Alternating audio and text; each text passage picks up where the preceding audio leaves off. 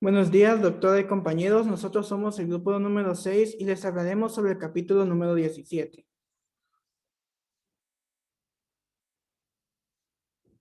Este capítulo lleva como título Control local y humoral del flujo sanguíneo por los tejidos. Los dejo con mi primer compañero.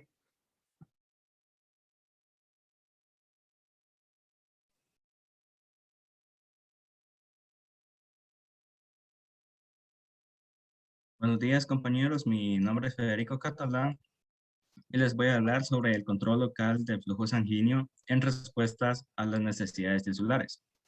Un principio fundamental de la función circulatoria es que la mayoría de los tejidos tienen la capacidad de controlar su propio flujo sanguíneo local en proporción a sus necesidades metabólicas concretas.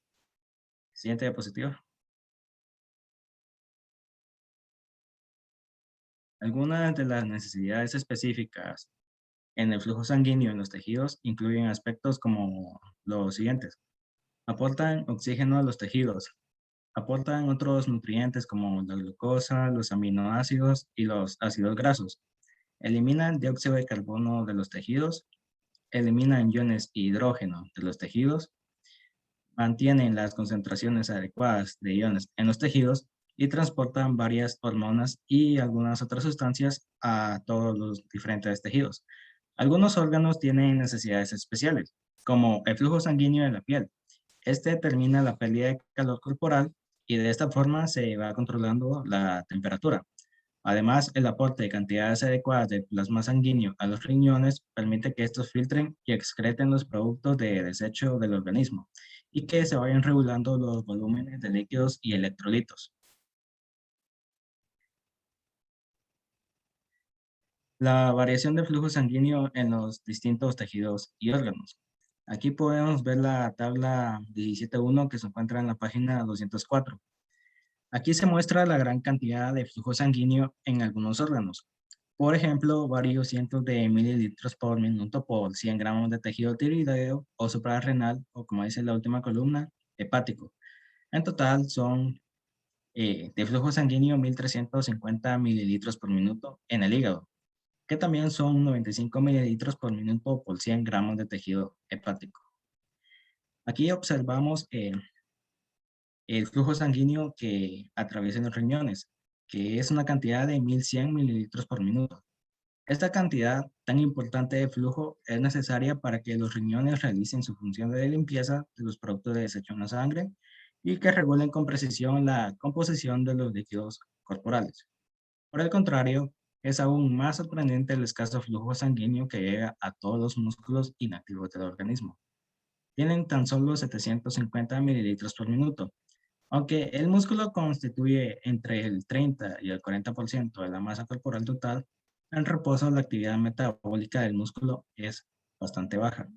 Y también su flujo sanguíneo, que es de tan solo 4 mililitros por minuto por 100 gramos.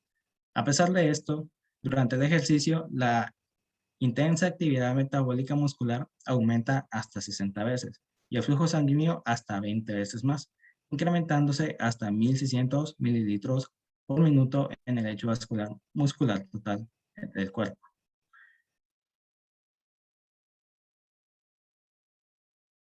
La importancia del control del flujo sanguíneo por los tejidos locales.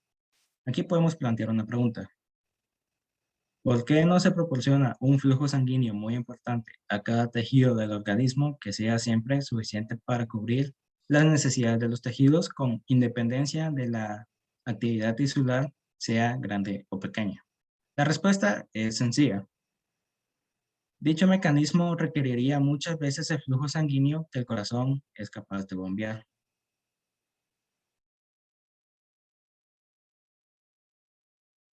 En estudios experimentales se ha demostrado que el flujo sanguíneo que llega a un tejido siempre está regulado por las concentraciones mínimas que cubriría las necesidades tisulares. Un ejemplo es que en los tejidos en el que la necesidad más importante es administrar el oxígeno, el flujo sanguíneo siempre estará controlado a un nivel que es solamente ligeramente mayor para mantener la oxigenación tisular plena.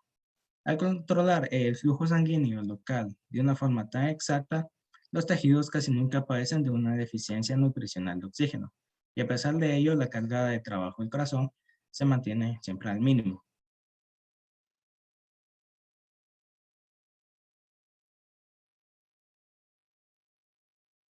Los mecanismos de control del flujo sanguíneo se pueden dividir en dos fases.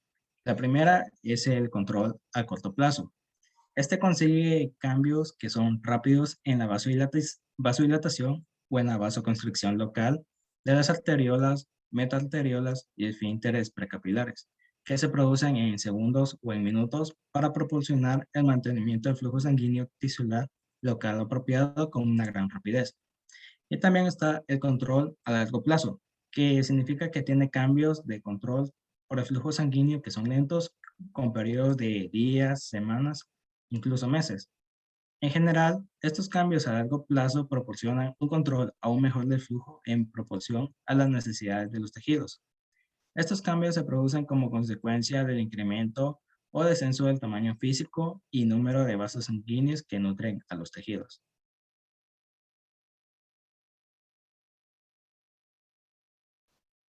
El aumento en el metabolismo tisular incrementa el flujo sanguíneo en los tejidos. Esta es la figura 17.1 que se encuentra en la página 204. En esta figura se muestra el efecto a corto plazo aproximado sobre el flujo sanguíneo del aumento del metabolismo del tejido local. Esto puede ser como un ejemplo en el músculo esquelético. Aquí observamos que un incremento del metabolismo hasta 8 veces con respecto a lo normal aumenta el flujo sanguíneo a corto plazo hasta 4 veces más. Esto ha sido todo por mi parte y los dejo con mi siguiente compañera. Buenos días, mi nombre es Brittany López y yo hablaré un poco sobre la disponibilidad reducida de oxígeno en donde incrementa el flujo sanguíneo tisular. Uno de los nutrientes metabólicos más necesarios de los tejidos es el oxígeno. El flujo sanguíneo tisular aumenta mucho siempre que disminuye la disponibilidad de oxígeno en los tejidos. Como por ejemplo, encontramos 4 situaciones en donde se puede dar este efecto. Uno de ellos es una gran altitud en la cima de una montaña alta. El 2 sería un caso de neumonía. El tercer ejemplo sería dado el envenenamiento por monóxido de carbono que deteriora la capacidad de la hemoglobina de transportar oxígeno. Y número 4 sería el envenenamiento por cianuro que deteriora la capacidad del tejido de usar oxígeno.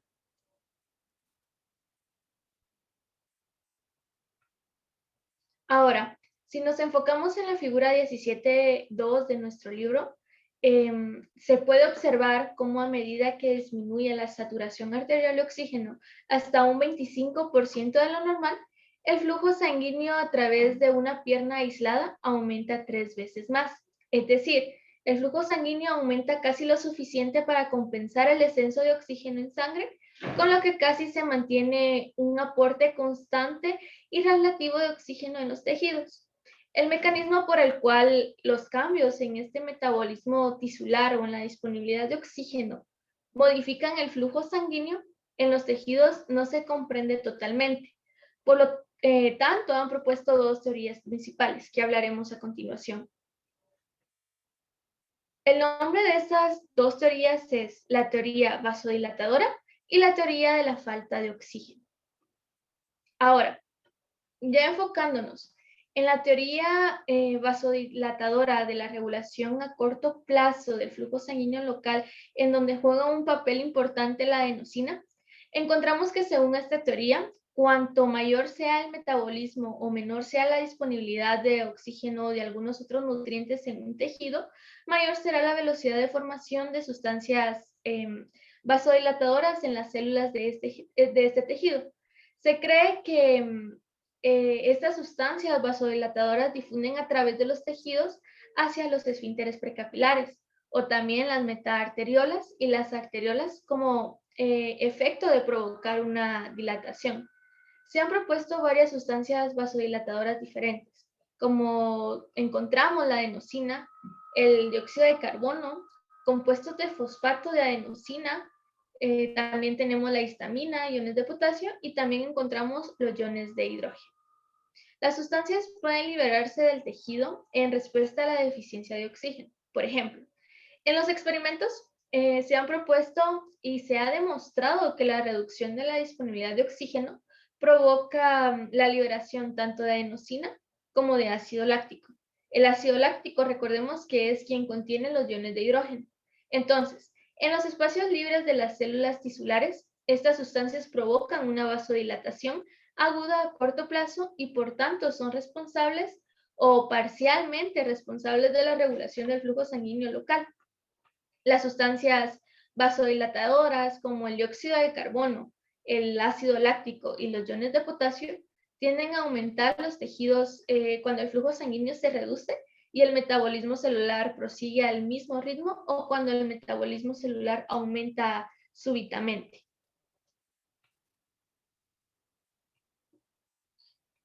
Dado todo lo que hemos venido hablando hasta este momento, hemos de decir que muchos fisiólogos creen que la adenosina es un vasodilatador local importante para controlar el flujo sanguíneo local. Por ejemplo, se liberan cantidades muy diminutas de adenosina desde los miocitos cardíacos cuando el flujo sanguíneo coronario es demasiado escaso. Y esta liberación de adenosina provoca una vasodilatación local suficiente en el corazón para que el flujo sanguíneo coronario vuelva a la normalidad. También, otros fisiólogos también han propuesto que el mismo mecanismo de adenosina es un controlador importante del flujo sanguíneo del músculo esquelético en este caso y de muchos otros tejidos, así como del corazón. También, no obstante, que es difícil demostrar que se forma en realidad una cantidad suficiente de cualquier sustancia vasodilatadora y en este caso de adenosina. Ahora, ya enfocándonos en la segunda teoría, que es la teoría de demanda de oxígeno para el control del flujo sanguíneo local, encontramos que aunque la teoría vasodilatadora, que es la que hablamos anteriormente, es la más aceptada, hay muchos hechos que fundamentan otra teoría más expuesta por otros fisiólogos, que podríamos denominar en este caso la teoría de la demanda del oxígeno o más exactamente la teoría de la demanda de nutrientes. ¿Por qué este nombre? Este se le da dado que están implicados otros nutrientes además del oxígeno. El oxígeno es uno de los nutrientes metabólicos necesarios para provocar la contracción muscular. Por tanto, es razonable creer o pensar que los vasos sanguíneos simplemente se relajarían en ausencia de una cantidad adecuada de oxígeno, dilatándose de una forma natural. Además, el aumento de la utilización de oxígeno en los tejidos como consecuencia del aumento del metabolismo podría en este caso disminuir la disponibilidad de oxígeno hacia las fibras musculares lisas de los vasos sanguíneos locales, lo cual también provocaría una vasodilatación local.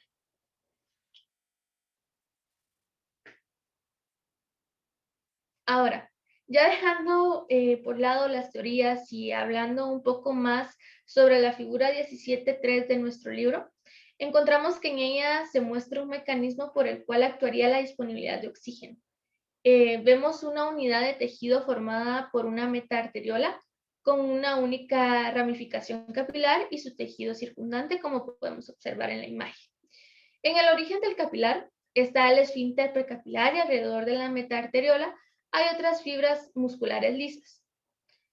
Observando un tejido de este tipo por medio de un microscopio, encontramos, por ejemplo, en el ala de un murciélago, en donde se ven los diferentes esfínteres precapilares que están normalmente cerrados o abiertos.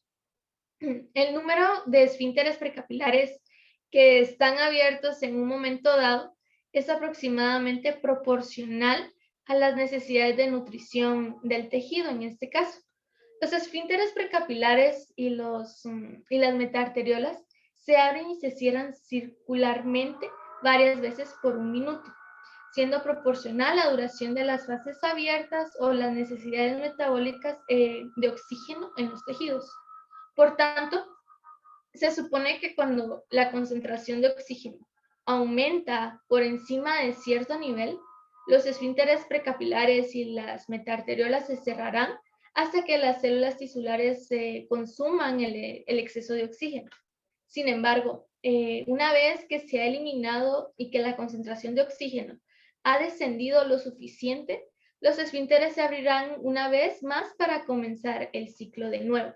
Es decir que, según todos los datos que hemos venido hablando, la teoría de la sustancia vasodilatadora o la teoría de la demanda de oxígeno explicarían una regulación sanguínea local a corto plazo, en respuesta a las necesidades metabólicas de los tejidos. Probablemente suceda una combinación de los dos mecanismos.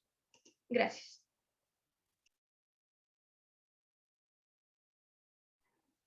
Continuando con la exposición, Gloria García les explicará sobre la posible función de otros nutrientes, además del oxígeno, en el control del flujo sanguíneo local. Bueno, cuando hay una ausencia de glucosa en la sangre, ocurre lo que es una vasodilatación tisular local, al igual cuando hay una ausencia de otros nutrientes como aminoácidos o ácidos grasos.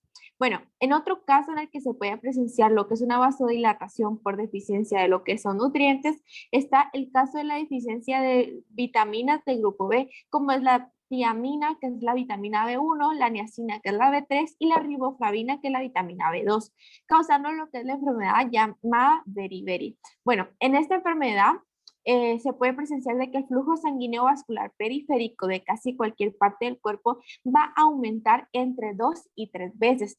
Como estas vitaminas son necesarias para lo que es la fosforilación inducida por oxígeno que se requiere para producir lo que es el ATP en las células tisulares, se entiende que la deficiencia de estas vitaminas va a disminuir lo que es la capacidad contractil del músculo liso y por tanto va a provocar lo que es la vasodilatación local.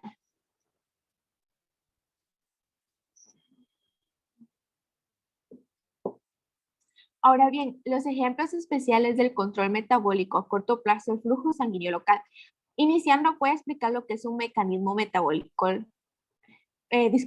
Iniciando voy a explicar lo que es un mecanismo metabólico. Bueno, un mecanismo metabólico es una forma en la que se va a controlar el flujo sanguíneo local, funcionando de la forma en que es una respuesta a las necesidades metabólicas de los tejidos. Bueno, existen dos ejemplos especiales de control metabólico del flujo sanguíneo, iniciando con lo que es hiperenemia reactiva. Bueno, esto se produce después de que el riego sanguíneo tisular se bloquee durante un breve periodo de tiempo. Esta ocurre cuando la sangre que irriga un tejido se bloquea durante unos segundos o durante una hora o más y después se desbloquea. Este flujo sanguíneo que atraviesa el tejido aumenta inmediatamente lo que es de 4 a 7 veces con espacio con respecto a lo normal. Este aumento del flujo continuará durante varios segundos si el bloqueo ha durado lo que son unos segundos, pero a veces continuará lo que son muchas horas. El flujo sanguíneo va a estar interrumpido durante una hora o más. Bueno, la hiperanemia reactiva es otra manifestación de lo que es el mecanismo de regulación metabólica del flujo sanguíneo, es decir, la falta de flujo que va a poner en marcha lo que son todos los factores que provocan la vasodilatación. Bueno, como segundo ejemplo tenemos lo que es la hiperemia activa, que esta se va a producir cuando aumenta la tasa metabólica tisular y va a ocurrir cuando cualquier tejido se vuelve muy activo, como un músculo que hace ejercicio. Bueno, una glándula gastrointestinal durante el periodo hiperescrector o incluso cuando el cerebro durante la actividad mental y la velocidad del flujo sanguíneo va a aumentar a través del tejido. Bueno, el incremento del metabólico local hace que las células devoren lo que son rápidamente los nutrientes del líquido tisular y también va a hacer de que se liberen grandes cantidades de sustancias vasodilatadoras. Bueno, el resultado de esto es que se van a dilatar lo que son los vasos sanguíneos locales y va a aumentar el flujo sanguíneo local. De esta forma, el tejido activo recibe lo que son los nutrientes adicionales necesarios para mantener este nuevo nivel de funcionamiento. La hiperemia activa, del músculo esquelético va a aumentar lo que es el flujo sanguíneo muscular local hasta 20 veces durante el ejercicio intenso. Bueno, unos ejemplos de lo que es la hiperemia vamos a encontrar cuando una persona se sonroja. Esto ocurre porque el estímulo adrenérgico va a causar la dilatación de las arteriolas de la cara.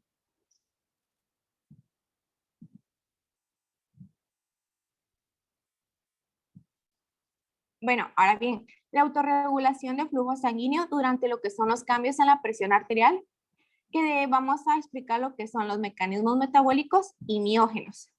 Bueno, primero voy a iniciar explicando lo que es la autorregulación. Bueno, esta es la normalización de flujo cuando un incremento rápido de presión arterial va a provocar el aumento inmediato del flujo sanguíneo y en menos de un minuto ese flujo va a volver a la normalidad, incluso si la presión arterial sigue elevada.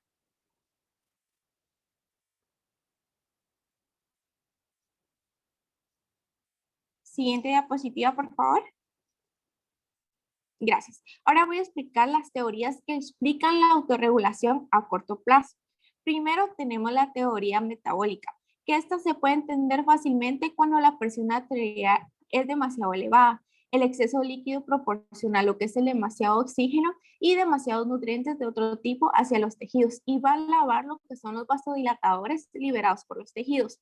Estos nutrientes, en especial lo que es el oxígeno, junto con el descenso de los niveles tisulares de los vasodilatadores, van a provocar lo que es la constricción de los vasos sanguíneos y el retorno del flujo a la normalidad, a pesar de que aumente la presión. Ahora bien, la teoría miógena. Según esta teoría, menciona de que puede haber lo que es otro mecanismo no relacionado con el metabolismo tisular que va a explicar el fenómeno de la autorregulación. Bueno, esta teoría se basa en la operación, en lo que es la observación de que el estiramiento brusco de los vasos sanguíneos pequeños provoca la contracción del músculo liso de la pared vascular durante unos segundos. Bueno, cuando una presión arterial está elevada, lo que va a pasar es de que va a estirar el vaso y se va a provocar a su vez una constricción vascular reactiva que produce el flujo sanguíneo casi a la normalidad. Y cuando pasan lo que son presiones arteriales bajas, el grado de estiramiento del vaso es menor, por lo que el músculo liso se va a relajar, reduciendo la resistencia vascular y ayuda a recuperar la normalidad del flujo. Dentro de esta teoría vamos a encontrar lo que es la respuesta miógena, que esta es inherente al músculo liso vascular y puede producirse en ausencia de influencias nerviosas u hormonales. Es más pronunciada lo que son las arteriolas, pero se puede ver también en arterias, vénulas, venas e incluso en vasos linfáticos. También dentro de esta teoría vamos a encontrar lo que es la contracción miógena, que esto se inicia por la despolarización vascular inducida por el estiramiento que tiende a aumentar rápidamente la entrada de lo que es el ion calcio desde el líquido extracelular hacia las células, provocando lo que es su contracción. Los cambios de la presión vascular también pueden abrirlo o cerrar otros canales iónicos que influyen en la contracción vascular. Gracias.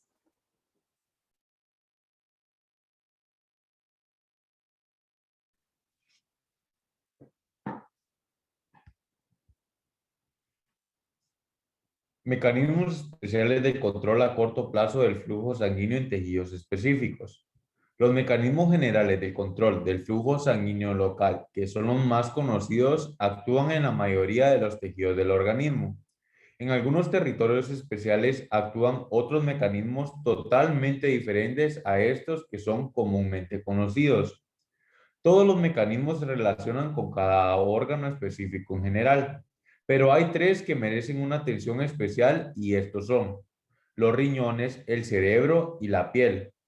Los riñones. El control del flujo sanguíneo se basa en gran medida en un mecanismo denominado retroalimentación tubuloglomerular, en el que una estructura epitelial del tubo distal, la mácula densa, detecta la composición del líquido al inicio de dicho túbulo. Esta estructura se sitúa en la zona del túbulo distal y se encuentra cerca de las arteriolas aferentes y eferentes del aparato. En resumen, podemos decir que la retroalimentación tubuloglomerular se da en la mácula densa cuando se filtra demasiado líquido en la sangre a través del glomérulo hacia el sistema tubular.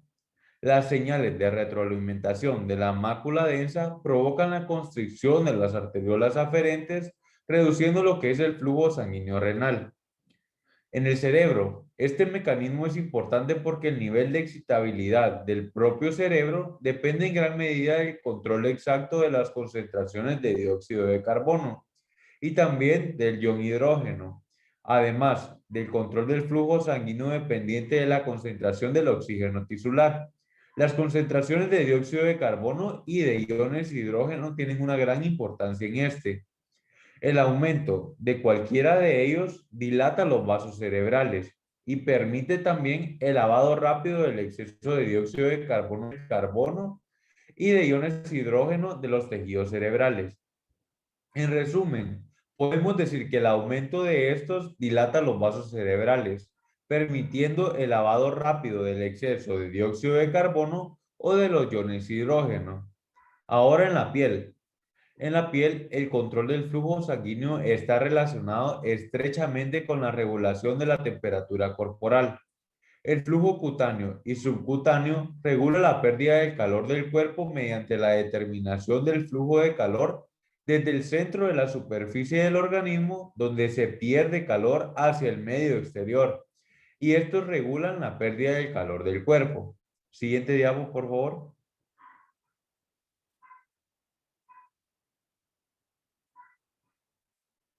Acá podemos observar una imagen de los tres órganos principales de los mecanismos generales del control del flujo sanguíneo local.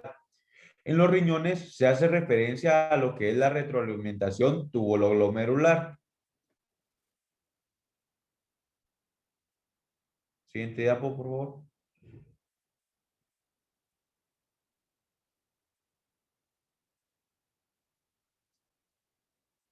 Control del flujo sanguíneo tisular por medio de factores de relajación y contracción de origen endotelial. Las células endoteliales que recubren los vasos sanguíneos sintetizan varias sustancias. Cuando se liberan, estas afectan el grado de relajación o contracción de lo que es la pared arterial. Para estos factores de relajación o contracción de origen endotelial, las funciones fisiológicas son escasas de comprensión y sin aplicaciones clínicas, y por eso es que se hace más difícil en el ámbito médico. Aquí podemos observar una imagen de lo que es una célula endotelial. Siguiente diapo.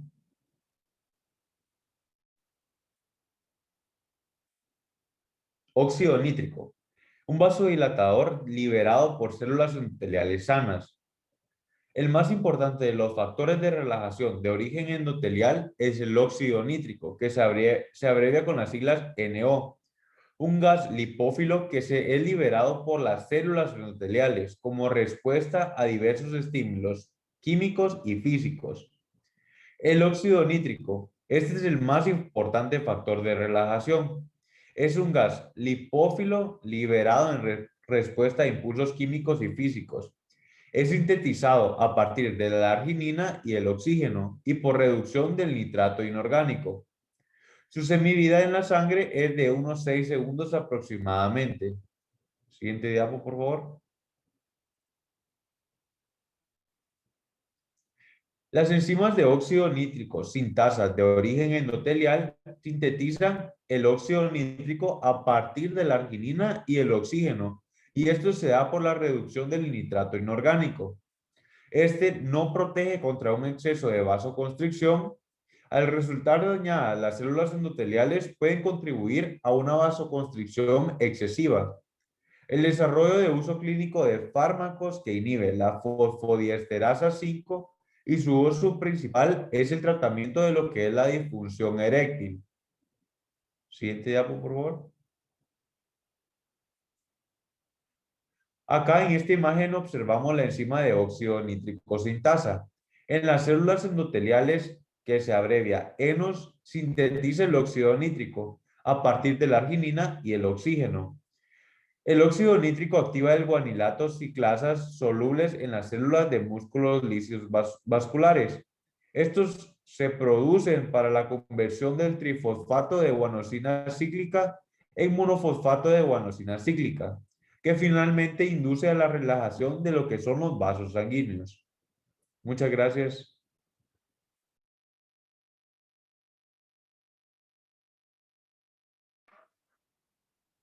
Endotelina, un potente vasoconstrictor liberado por endotelio dañado.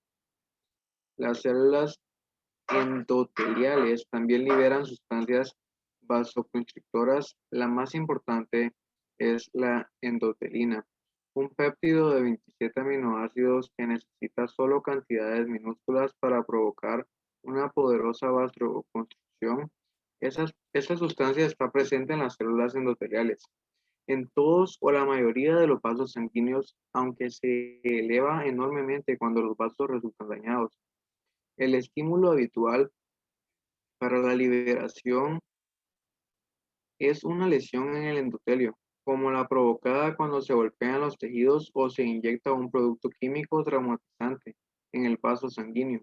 Después de un daño importante en los vasos sanguíneos, la liberación de endotelina local y la posterior vasoconstricción ayudan a evitar una hemorragia extensa de arterias de hasta 5 milímetros de diámetro que provocan haberse desgarrado por las lesiones por aplastamiento. Siguiente diapositiva, por favor.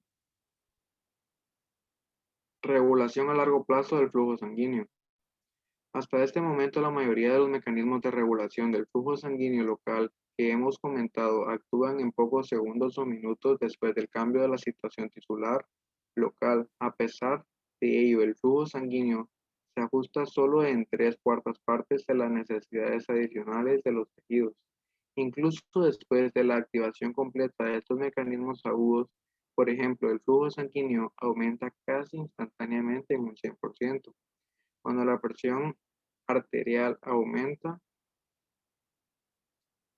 bruscamente desde 100 a 150 milímetros de mercurio, en los 30 segundos a 2 minutos siguientes el flujo vuelve a disminuir hasta un 10 a 15% por encima del valor de control original. Siguiente diapositiva, por favor. Regulación del flujo sanguíneo por cambios en la vascularización tisular. Un mecanismo clave para la regulación del flujo sanguíneo local a largo plazo consiste principalmente en cambiar la cantidad de vascularización de los tejidos. Por ejemplo, la vascularización aumenta si el material metabolismo de un tejido dado aumenta durante un periodo prolongado en un proceso denominado generalmente angiogenia. Si el metabolismo disminuye, la vascularización también lo hace. Es decir, se produce una reconstrucción física real de la vasculatura tisular para cubrir las necesidades de los tejidos. Esta reconstrucción es rápida en los animales muy jóvenes y también en los tejidos de nuevo crecimiento, como en el tejido cicatricial o el tejido canceroso, pero es mucho más lenta en los tejidos antiguos y bien establecidos. Por tanto, el tiempo necesario para que tenga un lugar la regulación a largo plazo puede ser de solo unos días en el recién nacido o hasta meses en la tercera edad. Siguiente diapositiva, por favor. Función del oxígeno en la regulación a largo plazo. El oxígeno es importante no solo para el control a corto plazo del flujo sanguíneo local, sino también para el control a largo plazo. Un ejemplo es el aumento de la vascularización de los tejidos en los animales que viven en altitudes elevadas, donde el oxígeno atmosférico es bajo. En los recién nacidos prematuros, que son tratados en tiendas de oxígeno con fines terapéuticos, el exceso de oxígeno provoca la interrupción casi inmediata del crecimiento vascular nuevo en la retina e incluso la degeneración de algunos de los vasos pequeños que ya se han formado. Cuando el niño es sacado de la tienda de oxígeno, se produce un sobrecrecimiento explosivo de los vasos nuevos para compensar el descenso brusco del oxígeno disponible. Siguiente diapositiva, por favor. Importancia de los factores de crecimiento vascular en la formación de nuevos vasos sanguíneos. Hay una docena o más de factores que aumentan el crecimiento de los vasos sanguíneos nuevos, siendo casi todos ellos péptidos pequeños. Los 4 factores mejores identificados son el factor de crecimiento del endotelio vascular, el factor de crecimiento de los fibroblastos, el factor de crecimiento derivado de plaquetas y la angiogenia. Aislados cada uno de ellos tejidos que tienen un aporte sanguíneo inadecuado. Presumiblemente es la definición de la deficiencia de oxígeno tisular o de otros nutrientes la que provoca la formación de los factores de crecimiento vascular, también denominados factores angiogénicos. La angiogenia comienza con la gemación de nuevos vasos desde otros vasos. Gracias.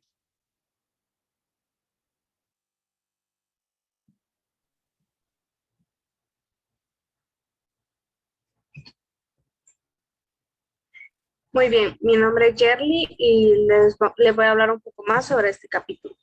Bueno, empezaremos con lo que es la importancia de los factores de crecimiento vascular en la formación de nuevos vasos sanguíneos. Hay una docena o más de factores que aumentan el crecimiento de los vasos sanguíneos nuevos. En especial, pues existen cuatro factores, los cuales son el factor del crecimiento del endotelio vascular, también conocido por sus siglas VEGF, el factor de crecimiento de los fibroblastos y el factor de crecimiento derivado de plaquetas, también conocido por sus siglas PDGF, y lo que es también la angiogenina. Es importante conocer qué es la deficiencia de oxígeno tisular o de otros nutrientes la que provoca la formación de crecimiento vascular, conocido como factores angiogénicos. También la angiogenina, pues como anteriormente lo mencionaba mi compañero, comienza con la formación de nuevos vasos desde otros.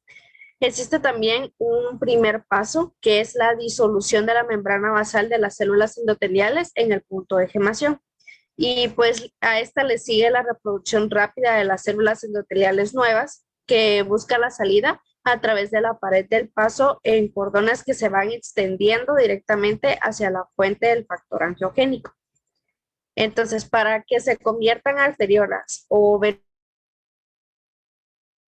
venulas nobles, se dice que el flujo tiene que ser suficientemente grande y los miocitos pues serán pequeños. Y estos invaden finalmente lo que es la pared y es así como se logran convertir. Algunas sustancias como las hormonas, los esteroides tienen exactamente el efecto contrario sobre los vasos sanguíneos. Pueden causar incluso la disolución de las células vasculares y la desaparición de los vasos. Los vasos sanguíneos también pueden desaparecer cuando no se necesita. Los péptidos que se producen en los tejidos pueden bloquear también el crecimiento de nuevos vasos sanguíneos. Por ejemplo, cuando hablamos de la angiostatina, que es un fragmento del plasminógeno proteico, es un inhibidor de la angiogenina de ocurrencia natural. Y también la endostatina es otro péptido antiangiogénico que se deriva de la descomposición del colágeno tipo 17.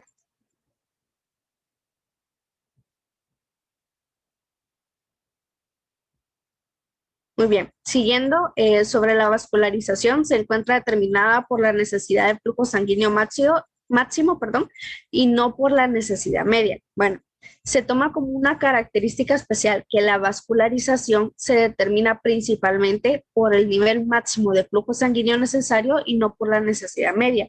Por ejemplo, cuando nosotros realizamos un ejercicio intenso, pues el flujo sanguíneo de todo el cuerpo aumenta el flujo sanguíneo en reposo hasta 6 u 8 veces más. Y puede que este no sea necesario en todo el día, sino que nada más en unos minutos, pero esto produce la formación de factores angiogénicos suficientes en los músculos para aumentar su vascularización. Entonces, si no fuera por esto, cada vez que una persona tratara de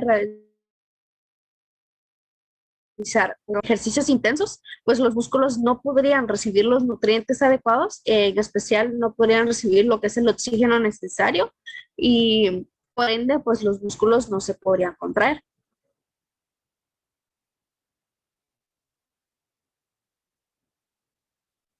Muy bien.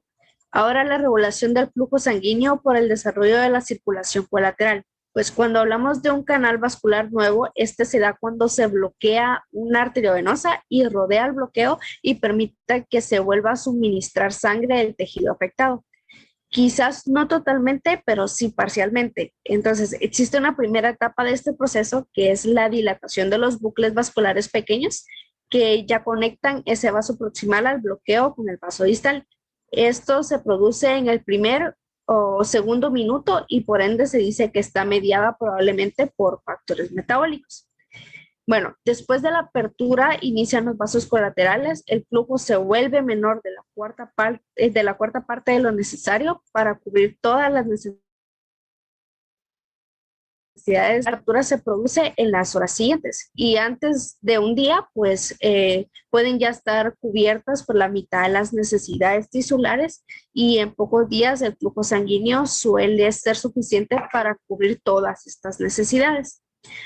Los vasos colaterales pues siempre siguen creciendo durante muchos meses después y forman muchos vasos colaterales pequeños en lugar de un único vaso de gran tamaño. También el reposo de flujo sanguíneo pues puede volver muy cerca de los valores normales, pero los nuevos canales pues son suficientemente grandes como para aportar el flujo sanguíneo necesario durante la actividad tisular agotadora. Bueno, un ejemplo de este desarrollo de vasos sanguíneos colaterales es después de la trombosis de una de las arterias coronarias. Bueno, a los 60 años de edad, la mayoría de las personas pues han sufrido un cierre o una oclusión parcial de vasos coronarios cerrados, pero no lo llegan a saber porque sus vasos colaterales pues se han desarrollado con rapidez y eso ayuda a prevenir el daño miocardíaco. Y si estos vasos sanguíneos si estos vasos sanguíneos colaterales pues no se llegaran a desarrollar con la rapidez necesaria, se podrían desarrollar ataques cardíacos graves.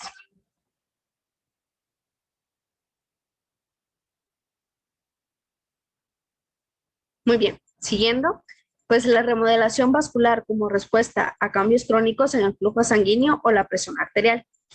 El crecimiento y la remodelación vasculares pues son componentes fundamentales del desarrollo y crecimiento de los tejidos y se producen asimismo como una respuesta adaptativa a cambios en la presión arterial o el flujo sanguíneo.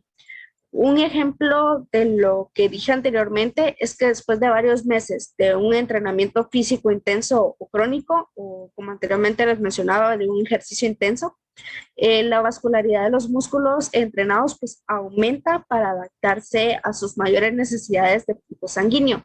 Y por ende, pues no solo hay cambios en esto, sino que pueden producirse alteraciones sanguíneas. Entonces, por ejemplo, cuando la presión arterial está elevada de forma crónica, o sea, por encima de la normalidad, las grandes y pequeñas arterias y las arteriolas se remodelan para adaptarse a la mayor tensión mecánica de las paredes asociadas a la elevación de la presión arterial. En la mayoría de los tejidos de las arterias y las arteriolas, pues responden con rapidez en cuestión de segundos. Pero cuando hay un aumento en la presión arterial, con una vasoconstricción, lo que ayuda a autorregular el flujo sanguíneo tisular. Existe una ecuación que se llama la ecuación de Laplace, que esto tiende a normalizar la tensión de la pared vascular por medio de la vasoconstricción, que esta se reduce el diámetro luminal y por ende, pues como mencionaba anteriormente, tiende a normalizar la tensión de la pared vascular, que sería el producto del vaso sanguíneo. Lo que les estaba mencionando, pues en reposo la remodelación vascular tiene lugar a sí mismo cuando un vaso sanguíneo queda expuesto de forma crónica y se da un aumento en la disminución del flujo sanguíneo. Entonces, la creación de una fístula que conecta una gran arteria cierra lo que es completamente los vasos capilares, de baja resistencia, y esto ofrece pues un ejemplo interesante en la remodelación de la arteria y que se ve afectada, ¿verdad? Bueno, un ejemplo de lo anterior mencionado también puede ser que cuando se da en pacientes con insuficiencia renal, pues cuando se someten a diálisis y crean una fístula arteriovenosa que va desde la arteria radial hasta la vena antecubital del antebrazo para permitir, el acceso vascular para la diálisis. Entonces, la velocidad de flujo sanguíneo de 10 a 50 veces y como consecuencia de la alta velocidad del flujo y de la elevada fuerza de cizallamiento en la pared del vaso, el diámetro luminal de la arteria radial aumenta progresivamente, conociéndose así como remodelación de salida, mientras que el grosor del vaso puede mantenerse sin cambios, lo que produce un aumento en el área en sección transversal de la pared vascular. Muy bien, en el grosor de la pared, el diámetro de la luz y el área en sección transversal de la pared vascular en el lado venoso de la fístula, aumentan como respuesta a los incrementos de presión y flujo sanguíneo, conociéndose esta como remodelación hipertrófica de salida. Pero las reducciones crónicas en la presión arterial y el flujo sanguíneo tienen efectos que son opuestos a lo que anteriormente mencionaba. Entonces, cuando el flujo sanguíneo se reduce de forma importante, también se reduce el diámetro de la luz vascular y cuando disminuye la presión arterial, normalmente pues disminuye el grosor de la pared vascular. Entonces, la remodelación vascular sí es considerada importante de los vasos sanguíneos al crecimiento y desarrollo tisular, pero también a los cambios fisiológicos y patológicos en la presión arterial y el flujo sanguíneo de los tejidos.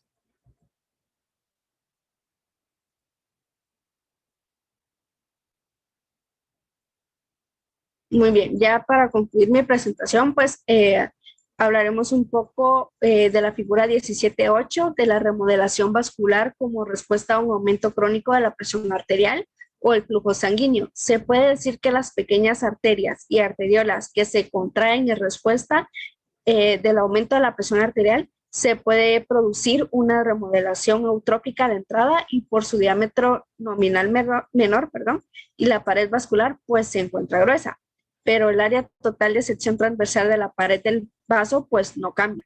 En los vasos sanguíneos grandes que no se contraen puede producirse lo que es una remodelación hipertrófica con aumentos de grosor y en el área total en sección transversal de la pared vascular. Entonces es importante conocer también que si los vasos sanguíneos están expuestos en el flujo sanguíneo, entonces se va a producir una remodelación de salida con aumentos pues en el diámetro de la luz y se puede producir pequeños cambios de grosor de la pared y un incremento en el área total en sección transversal de la pared vascular. Ahora, si el vaso sanguíneo se ve expuesto en el incremento de larga duración en la presión arterial y el flujo sanguíneo se produce lo que es la remodelación hipertrófica de salida. También con aumentos en el diámetro de la luz, el grosor de la pared y el área total en sección transversal. Y como mencionaba anteriormente, pues las reducciones crónicas en la presión arterial y el flujo sanguíneo tienen efectos opuestos. Y tenemos ahí lo que es la imagen, que tenemos la remodelación eutrófica de salida, que era lo que anteriormente les mencionaba, la remodelación hipertrófica, la remodelación de salida y la remodelación pues hipertrófica de salidas igualmente. Gracias.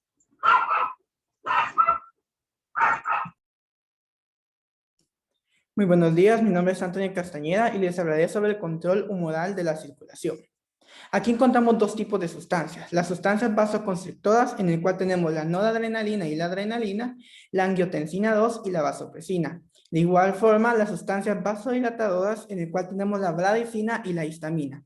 ¿Pero qué es el control humoral de la circulación? Pues este se refiere al control de las sustancias segregadas o absorbidas en los líquidos del organismo. Estamos hablando de hormonas y otros factores producidos localmente. Algunas de estas sustancias se forman en glándulas especiales y se transportan en la sangre por todo el organismo, mientras que otras se forman en zonas del tejido afectado y provocan solo efectos circulatorios locales. Siguiente diapositiva, por favor. Las sustancias vasoconstrictoras, la noradrenalina y la adrenalina. La noradrenalina es una hormona vasoconstrictora especialmente potente, a diferencia de la adrenalina, que es menos potente. La adrenalina cumple de vez en cuando en algunos tejidos una vasodilatación leve. Un ejemplo de esto es cuando se da una dilatación coronaria durante la actividad cardíaca.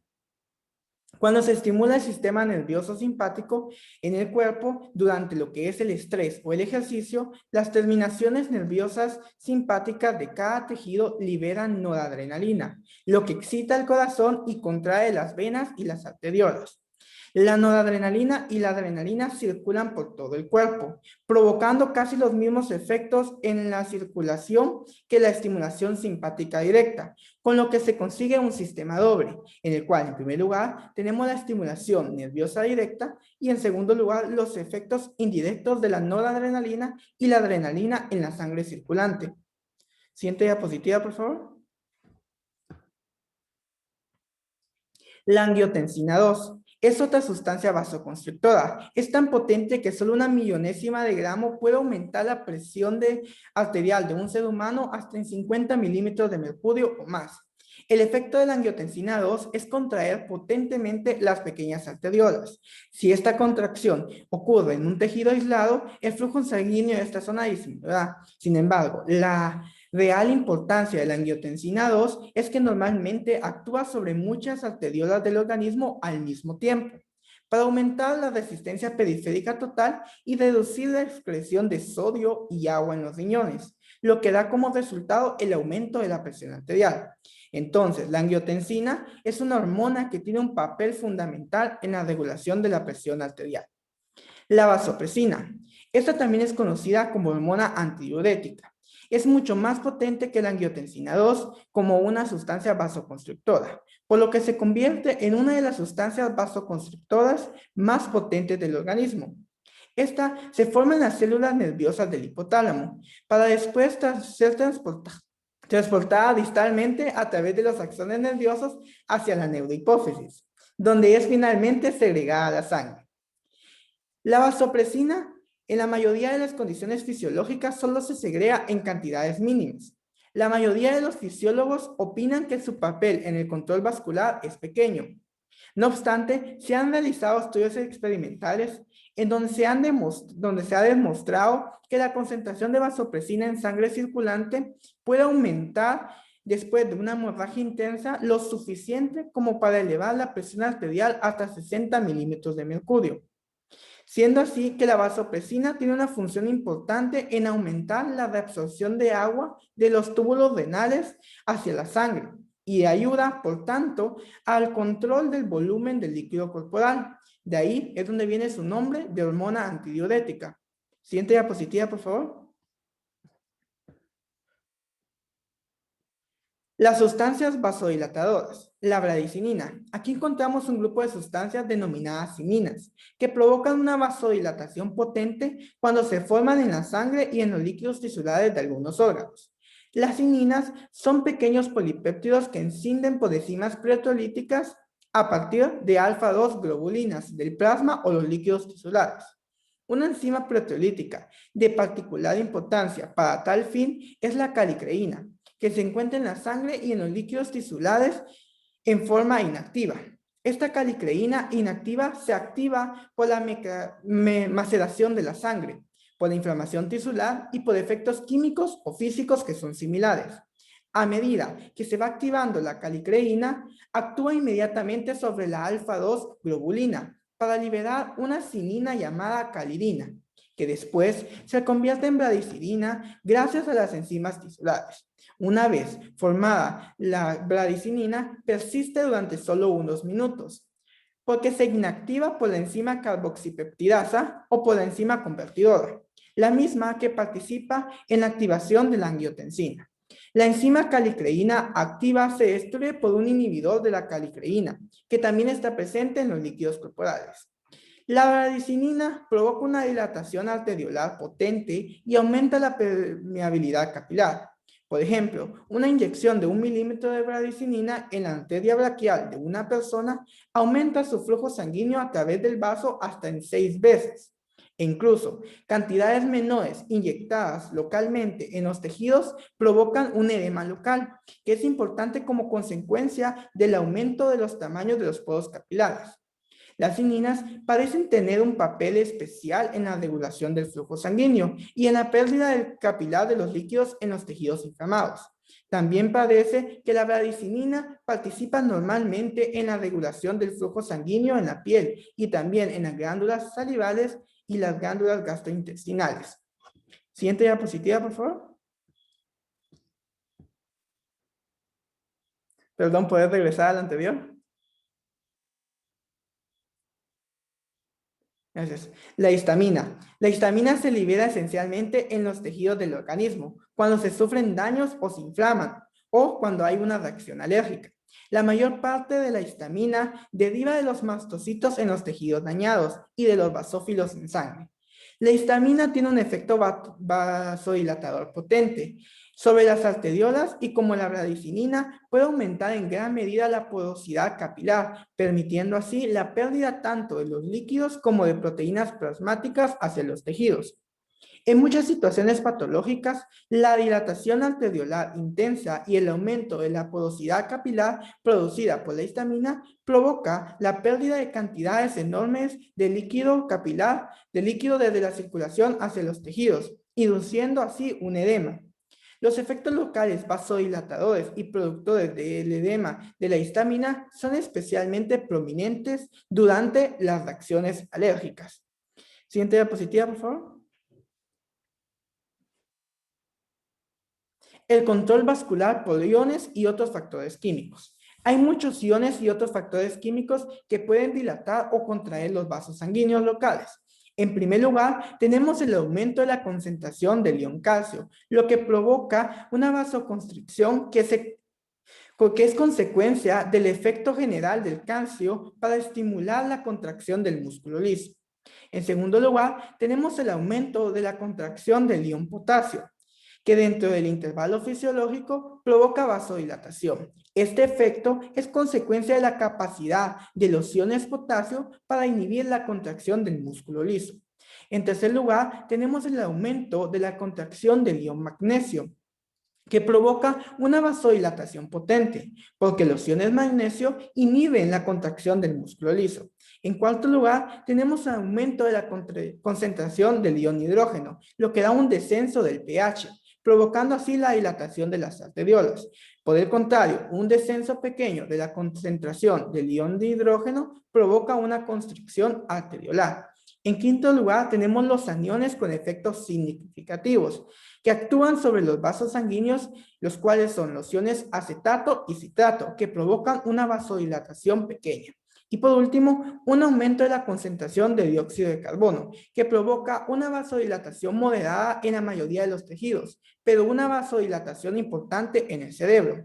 Además, el dióxido de carbono en la sangre tiene un efecto indirecto muy potente al actuar en el centro vasomotor del cerebro, transmitido a través del sistema nervioso simpático vasoconstrictor, provocando así una vasoconstricción generalizada en todo el organismo.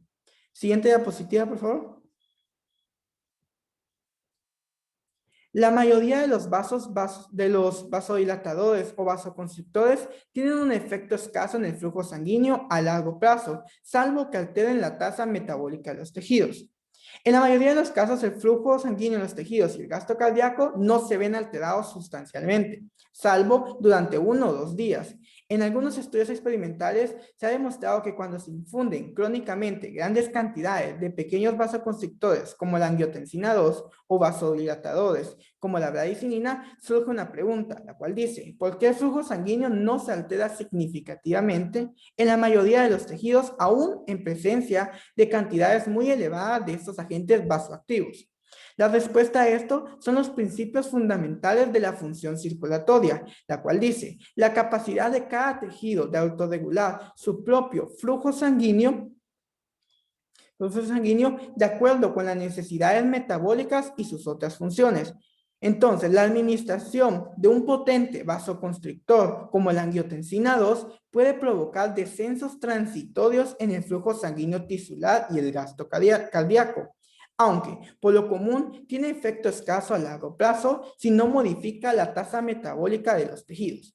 Análogamente, la mayoría de los vasodilatadores provocan únicamente cambios metabólicos de los tejidos. Por tanto, el flujo sanguíneo está regulado generalmente de acuerdo con las necesidades específicas de los tejidos, siempre y cuando la presión arterial sea adecuada para perfundir los tejidos. Siguiente diapositiva, por favor. Esta fue toda nuestra exposición. Espero les haya gustado. Gracias por su atención. Feliz día.